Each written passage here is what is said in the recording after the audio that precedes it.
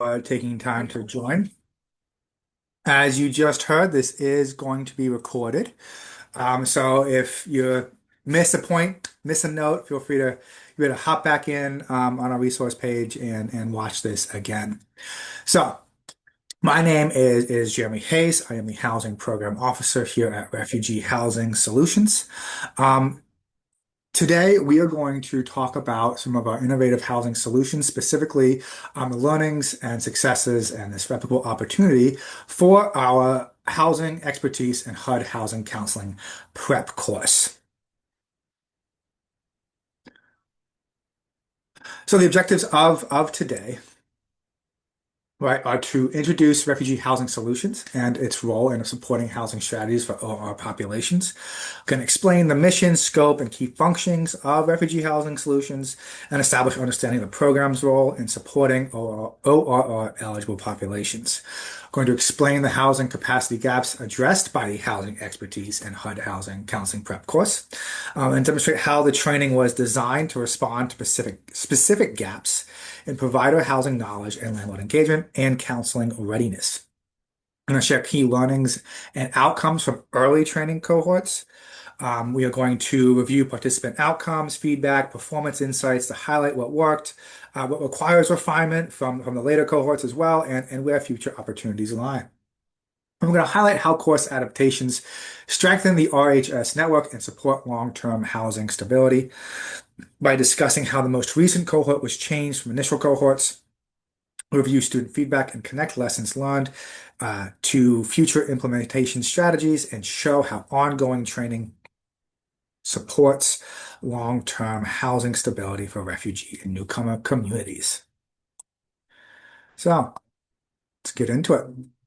Who we are? Who are we? Who is RHS? Well, Refugee Housing Solutions is a team who leverage their experience and expertise in affordable housing, refugee resettlement, strategy, communications, and program design to offer resources, interactive and localized housing hub and directory for effective housing systems navigations, and opportunities for innovative cross-sector partnerships. We do this by facilitating dialogue and collaboration on innovative housing solutions and provide resources to ORR eligible populations and service providers, refugee resettlement professionals, volunteers, housing providers, stakeholders and private sector community, faith, and government partners. Together, we help refugees and other ORR eligible individuals find safe and dignified and affordable housing in the United States. We facilitate dialogue among public, nonprofit, and private sector affordable housing stakeholders. We promote collaboration and partnerships with affordable housing stakeholders, both nationwide in the US and globally.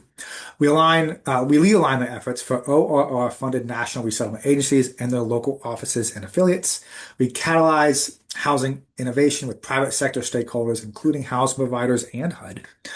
We expand information sharing resources, and localized service connections for all constituents, including individuals, families, communities, resettlement agencies, and housing providers to expand newcomer housing.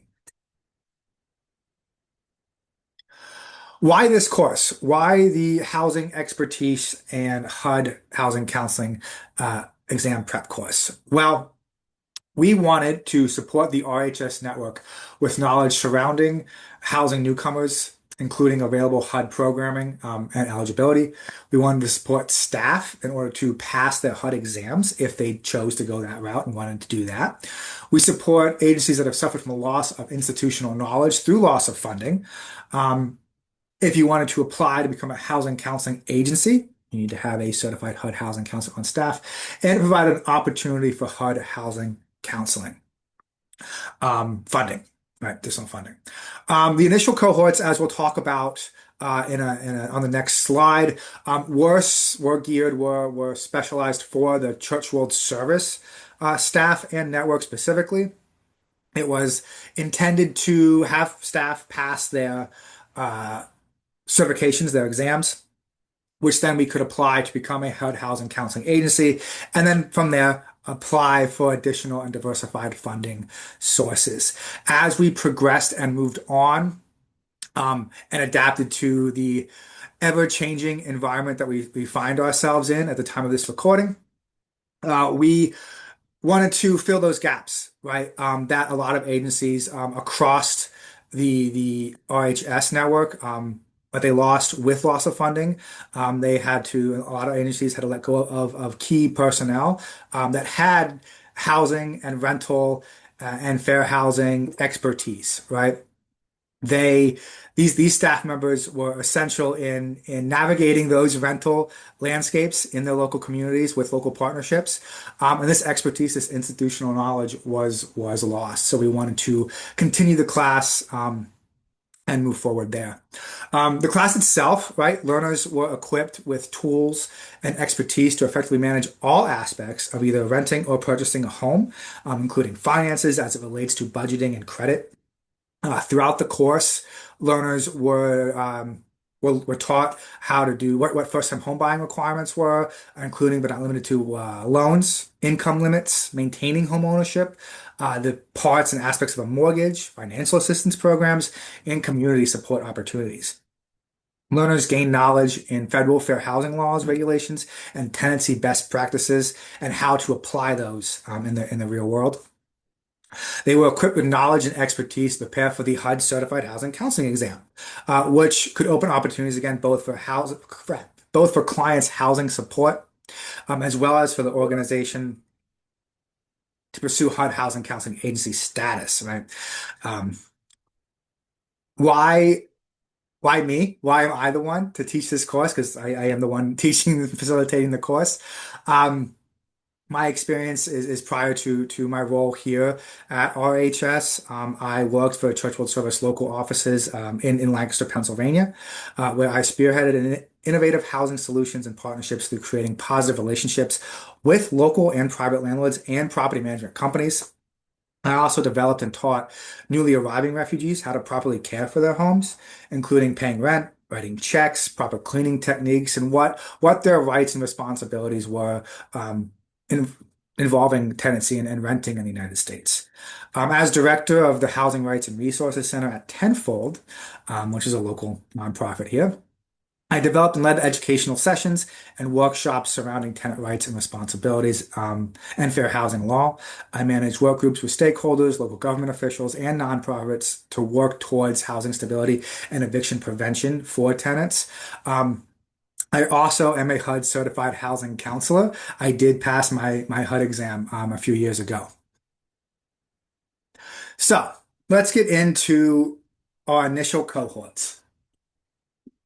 When we initially started this whole thing in August of 2024. Right, we had four total cohorts. Um, it was these initial cohorts, at least the first three, leaned very heavily on HUD's material they already had created on those interactive modules. And these initial cohorts, as I stated before, were only open to Church World Service staff. Right? They were an hour and a half each, two classes a day, 3 days a week. The initial cohorts were 10 classes total. And we also provided an optional knowledge assessment review twice a week in addition to all of the classes that we had. Um, the multiple classes a day was to account for people's busy schedules, right? We had a class at 10 to 11:30, and then I got 3 to 2 to 3:30. Our first cohort, 27 students registered. An average attendance was 18 because it is, as I just talked about, it's very time intensive. The second cohort, we had about 30 students register, an average attendance of 17. And the third cohort was a little bit smaller with 18 students, um, and an average of 6 attending. Uh, I believe if you were 9 short of the 84 total there. Um, but the RHF staff cohort it's a fourth cohort. That one we started November 18th, 2024. This was specifically for RHS, Refugee Housing Solutions staff, and our staff were tasked with providing expertise and knowledge to all resettlement offices. So they need to be, knowledgeable and have expertise in housing and all aspects of it. And the HUD housing counseling material really does a good job of encapsulating all of that. So it became an essential avenue of knowledge and material. We had six of our staff attend regularly, and we were able to cut the class time down to eight classes as opposed to 10. This was because for this class, we actually developed our own PowerPoint slide deck specifically for this cohort as a way to summarize and simplify the material. And this is actually the PowerPoint that we then use as a template for the broader cohorts moving forward. Um, Throughout these four cohorts, staff successfully gained housing knowledge and were able to prepare for the HUD exam. The attendance that we were seeing, we were able to use to inform the right class size capacity for further cohorts, and being able to summarize the information on that slide deck for the HUD material really helped us move the class forward. And we'll talk about in a second just how many slides that was. So all in all, with all of these classes, these four cohorts, with 84 total registrants, 102 class hours. With that, we were able to have three staff pass their HUD exams.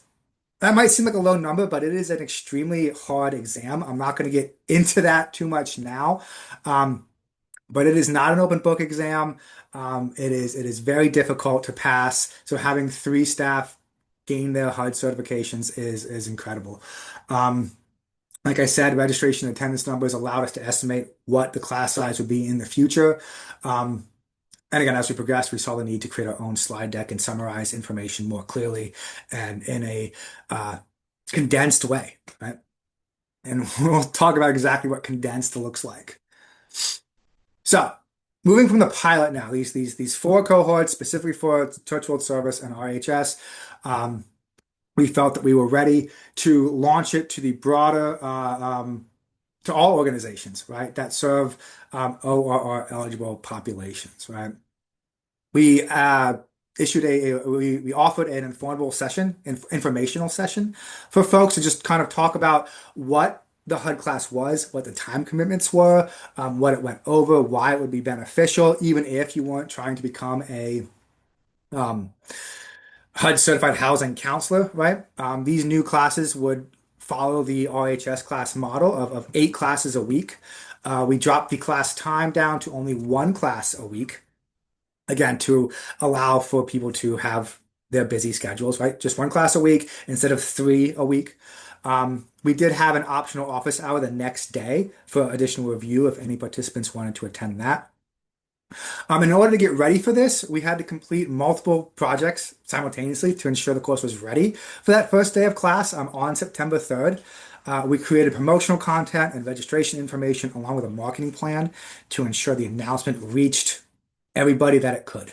A comprehensive syllabus was created in tandem with the creation of a professional learning course on Thinkific, on the learning platform Thinkific. All the information for participants was compiled and sent to the registered students ahead of time because they had some work to do before class started. Included all the necessary links, including that for Thinkific. All of the HUD materials, because they still have the materials up and they're still very useful. The Zoom registration link in case they needed that again. Reminders for what pre-work was necessary before the first day of class. And of course, that class syllabus. The heaviest lifts for getting this one off the ground was the creation of that Thinkific course. We developed and uploaded course material to ensure students would receive a certificate at the end of class stating that they did complete this course. All of our slides, our HUD materials and resources, we created class quizzes to be included in each lesson. We included pre and post work, homework for students to complete. It was intended to replicate real world possibilities and situations that a student would encounter when maybe counseling or working with a client.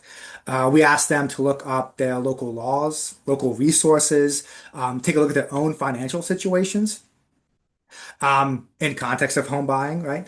And without sharing any kind of personal information, we don't need to know credit scores, you don't need to know what your monthly income is. They were asked to share their thoughts and findings via discussion board on that learning platform. The other major lift that we had to do was revise our slides for a broader public, a broader audience, right? And we all hopped in on this one to get it done. The original slide deck that was created, and this is the condensed version, right, was over 600 slides. Therefore, we need to edit and simplify each class. We need to separate the slides for each module to be able to upload them into Thinkific. And we were able to get that number down to 586 slides. We added graphics, interactive sections to keep the people engaged and motivated and moving, right? Um, in order to track data and how we were doing for the course and how students were doing throughout the course, we developed surveys, an initial, a mid, and a final survey to track the types of participants, their roles, and receive any kind of feedback. These surveys were incorporated into Thinkific as a prerequisite to move forward. So if you wanted to move forward in that learning platform and receive the certificate, you had to complete the surveys. We also had students complete a pre-test and a post-test as a way to gauge what they learned throughout the course. And we'll get into that in a moment. So our first cohort, the first RHS network cohort of this class, this was again open to any organization serving OR eligible populations. We capped the class at 30 students. 30 students registered. We had a wait list. We had to create a wait list because additional students were moving forward and coming forward and asking if they could register and they were interested in taking the course. We received 9 of those pre-tests prior to the start of the class. Um, that pretest is the knowledge assessment found on HUD's website. It breaks your results down into 3 categories. Level 1 being the understanding of basic knowledge and facts. Level 2, understanding of just concepts. And level 3, ability to analyze or synthesize information to make a decision or recommendation. The average scores of those 9 pretests were for level 1, 62%, level 2, 61%, and level 3, 50%. This is before anybody, supposedly, hopefully before anybody had taken a look at any HUD material. For the initial survey that people were supposed to complete before the start of the class, we had 10 students complete their initial uh, surveys, right? I'm sorry, we had 15 students complete their initial surveys. These 2 graphs here show that the majority of those students worked for a resettlement agency. Um, the next 2 largest were government agencies as well, and other nonprofits. And we had a couple ethnic-based community organizations hop in as well. Um, it also so we see that who believes this information would be relevant and who feels that they need this kind of training is mostly those resettlement agencies and government agencies as well. The services provided were broad. Right? We had people helping with housing searches, housing navigation, budgeting specifically was 23% of the assistance given. Um, 14% work directly with housing providers, like those landlords with those property management companies. So these services it's a wide range, and the housing counseling course here focuses and hits each one of these specifically. So this gives us a good look at why a comprehensive housing course is going to be beneficial for organizations and why the HUD prep course is a good place to start, right? Additionally, we want to know who had taken advantage of our other resources. 86% of respondents reported that they had not looked at any refugee housing solutions resources and materials. And as we go through additional surveys throughout the course, we'll see how that changes. As we, this graph here shows that the high housing caseload and increasing cost of living highlight opportunities for this course impact, right? 40% of participants in the initial survey reported that they work with 21 clients a month with housing needs or more, right? So we have 33% working with 21 to 50, 7% working with over 100 clients. 53% are 0 to 10.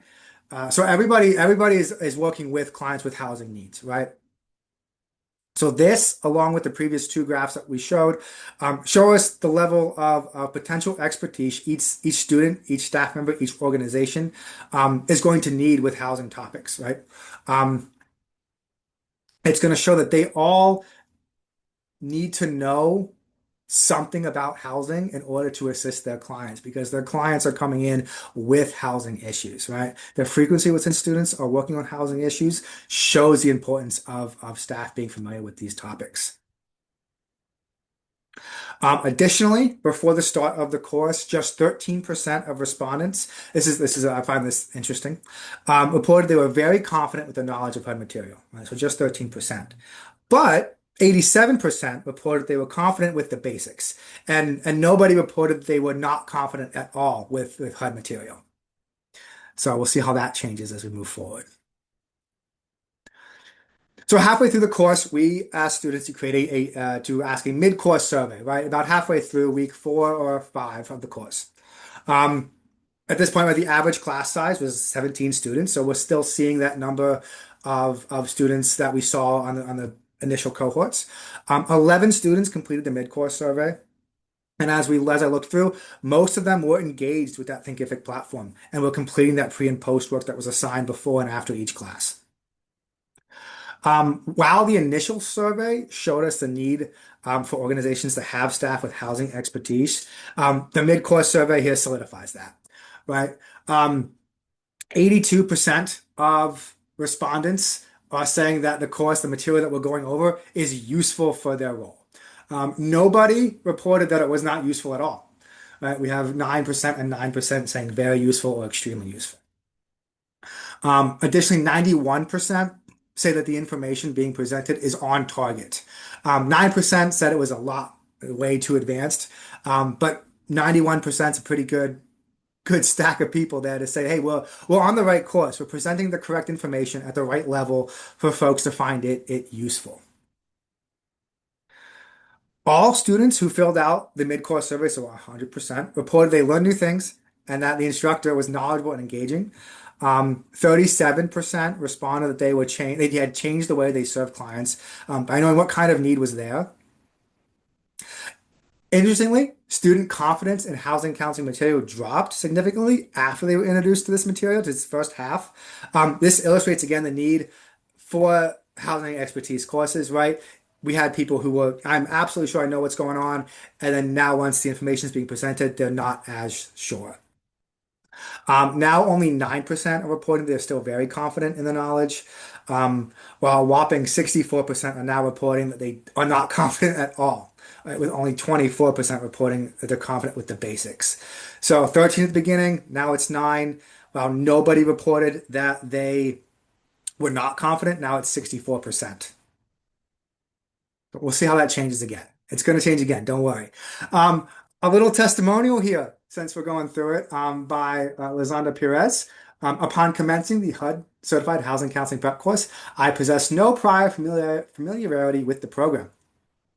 Each session introduced me to various laws, resources, and programs previously unfamiliar to me. I am now confident in my knowledge to provide my clients with valuable information and resources. The instructor demonstrates exceptional knowledge, patience, and enthusiasm, and I personally found this course highly beneficial and wish the instructor continued success. Jeremy is truly outstanding. Thank you. So this is a testimonial by the end of the course, right? Not that mid-course survey. Mid-course survey again, also how services changed, even just 5 weeks, 4 weeks into the course, right? We see that 91% of students responded they had changed how they either delivered services or the type and amount of information they were able to provide. 9% reported that they hadn't changed how they operate, and they added actually a note in their survey saying that it's due to not working directly with clients. So everybody who works directly with clients while they took this class reported that even 5 weeks just after starting the class changed how they deliver those services and what information they provide. At the end of the class, we wanted to see how students were feeling overall, right? So we had that final course survey. Again, all 100%, all students reported that the course was engaging, that the presenter was knowledgeable, their words, and that their learning objectives were achieved, and that they learned something useful for their roles. There was a significant increase in awareness of RHS resources from the beginning of the course to the end. As you recall, in the initial survey, 86% reported that they had not taken advantage of RHS's other resources. In the final survey, 72% reported that they had taken advantage of these resources. This graph here is showing that respondents are planning to use their knowledge to better assist their clients with housing, 73%. Nine are saying that they're going to take the HUD exam, which is great. 9% reported they're not sure what they're going to do, but we can assume this is the same 9% that reported they didn't perform direct client services. Yet they completed the class, which means that they found it useful. Again, interestingly, that while in the mid-course survey, 91% of students reported the level of material was on target for the audience, that number actually dropped to 73% in the final survey.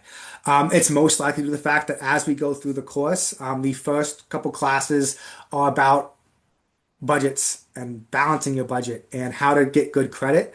Well, as we go in through the course, we get more into math and how to calculate income to determine if you're eligible for a loan. We get into different laws and regulations and different types of loans, and you have to really memorize each one of those, right? Confidence in HUD material, however, increased, with 36% now reporting they were very confident in the final survey, right? Compared to 9% in the mid-course survey, 36% are reporting now that they are confident. And back up, 64% reported they were confident with the basics. And once again, nobody reported they were not confident at all. The homework that we had assigned, right? Again, it was designed for real world scenarios. 73% reported that it was just right, right? And so that really shows us that we were on the right track with the type of homework, the type of issues that might come up for clients, for counselors as they move forward. And all of these markers really indicate the need for an interest in a housing expertise and prep course. It increased organizations' awareness of other housing resources, further expanding the housing expertise for the staff. And it shows that we're providing essential and well-delivered housing training to organizations and staff within this RHS network. Another quick testimonial. So I took my exam this past Friday and passed. As I was trying to study on my own, I was so overwhelmed by all the material. I really struggled with how to put the information together in a way that I could remember it. I appreciated your class because it broke the information down into manageable sections and helped me understand concepts that I had been struggling with. So, Michelle there passed her HUD exam after taking this course. There's an indicator that it was successful at all. I will take that one. We also had our post-test to see how successful our class was. A quick summary of the different levels here. We actually only got 6 post-tests, turning in a total of the 30 registrants and the 17 that were attending. And we will review in a little bit of how we're going to try to correct that issue, right? Because this is not a lot of data to go off of, but from what data we did have to go off of, we saw at level 1 an increase of 15 percentage points. If you recall, the pre-test average was 62%. The post-test average of the 6 we did get was 77%. Level 2, we saw again a 15% increase in the average. In level 3, we saw a 23% increase in the average results.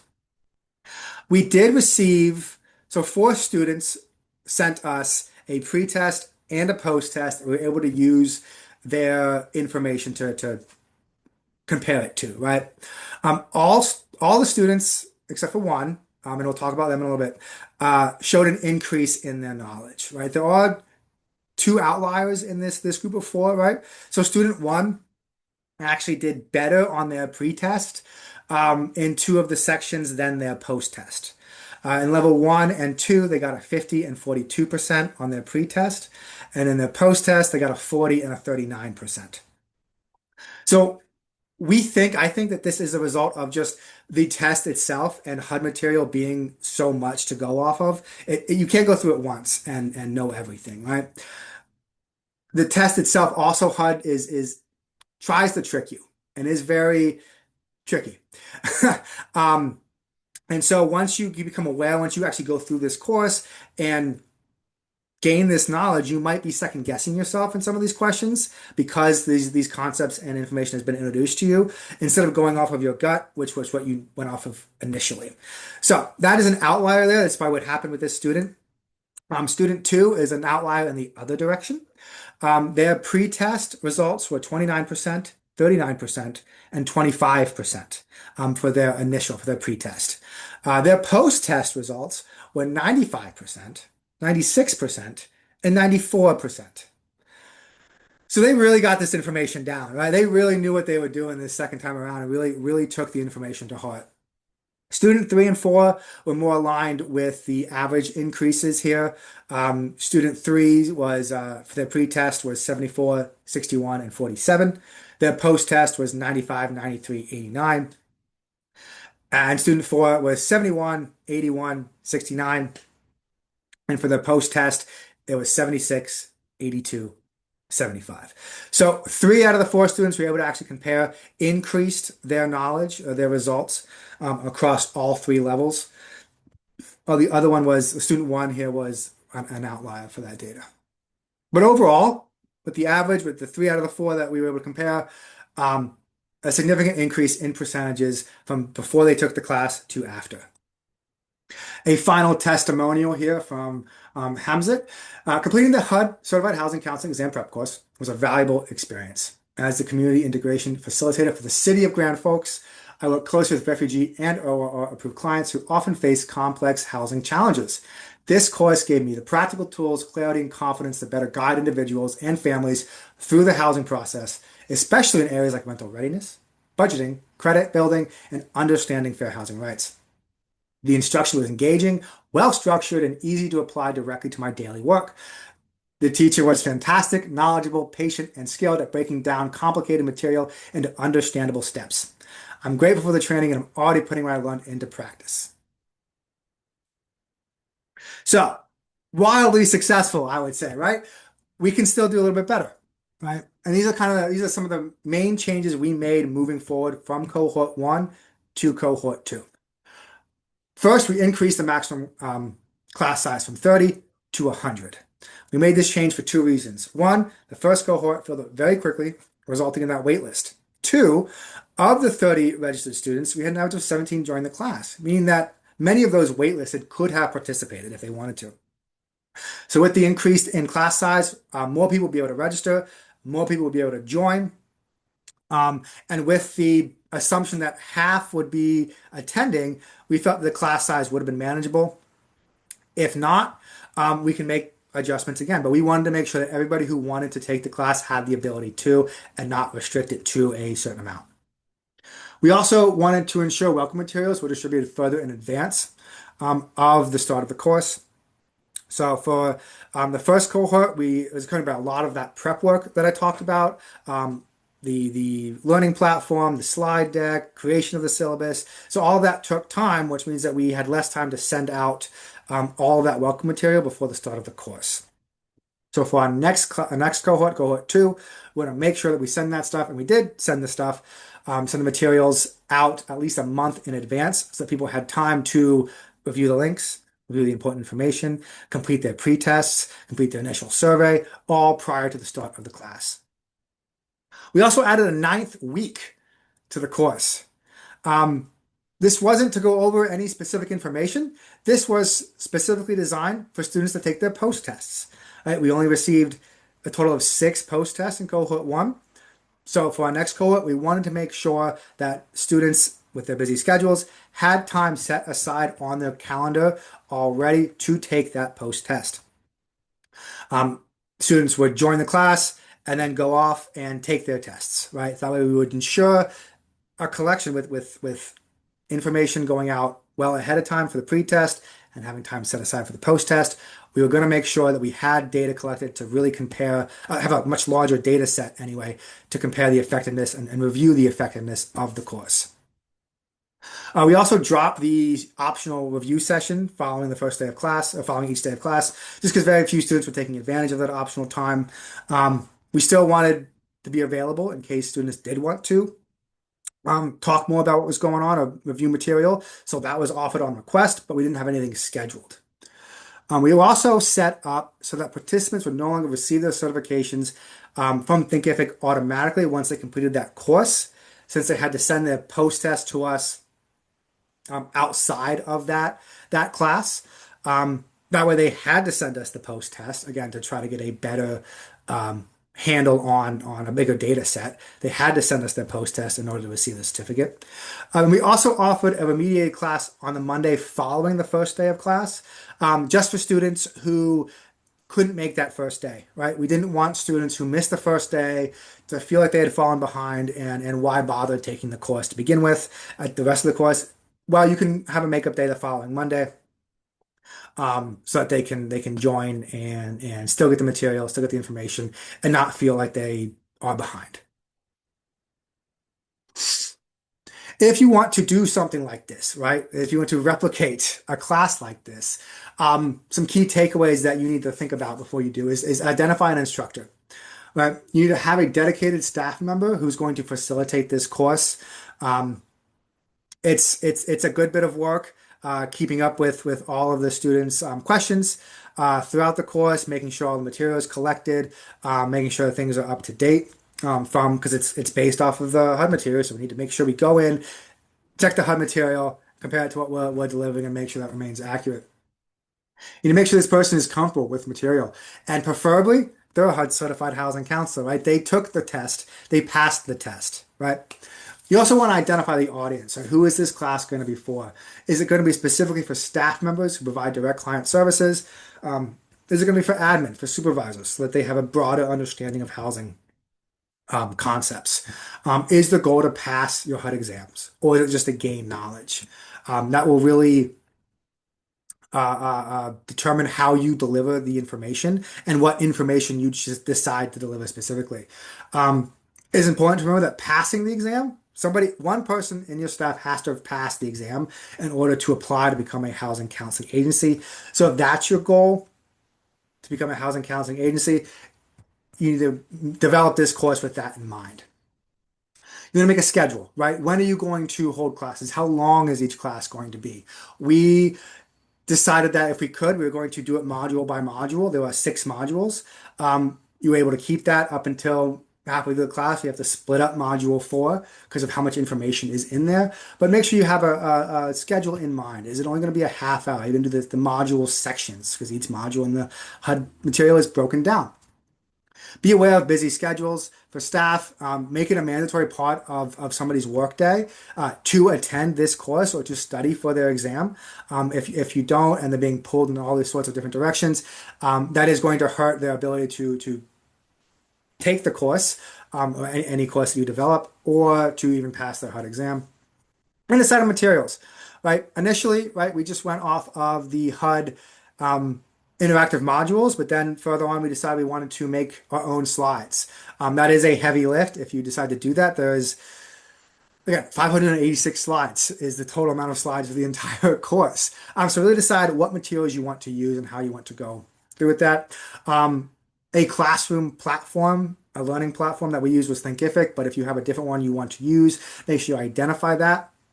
And so you can track student progress, add additional classwork for students to complete, have them obtain a certificate, and kind of do your own homework there of what what learning platform works best for you, right?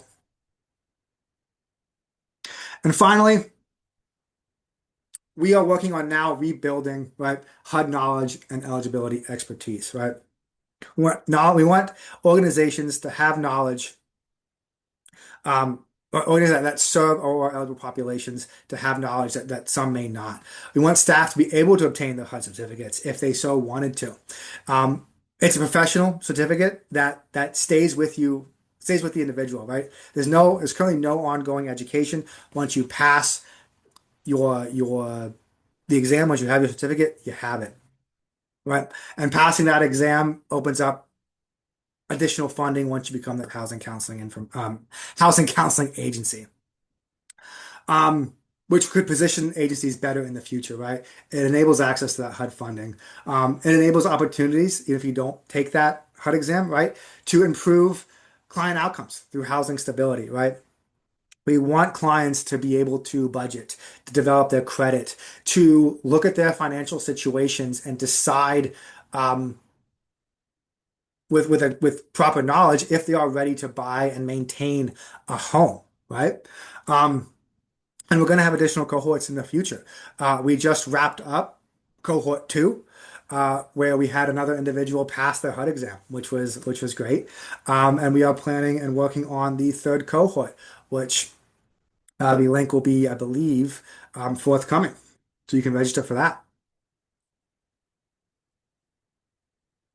So now would be a great time if anybody has any kind of questions. Feel free to unmute, feel free to put it in the chat, and we will answer any questions you may have about what we went through, how we developed the course, what difficulties we faced, what successes we found. Also confirming that information about the next cohort in May is in the chat, as well as some other resources around HUD housing counseling.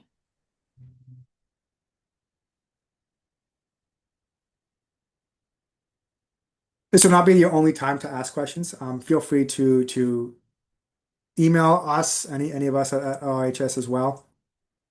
If you'd like to have any feedback on what we went over today, this is a great way to do that. We are all over the place. And thank you for taking the time to join. Again, this has been a recorded session, so if you want to go back and review any of this information as you possibly develop your own course, um, you can feel free to do so. We will be up momentarily.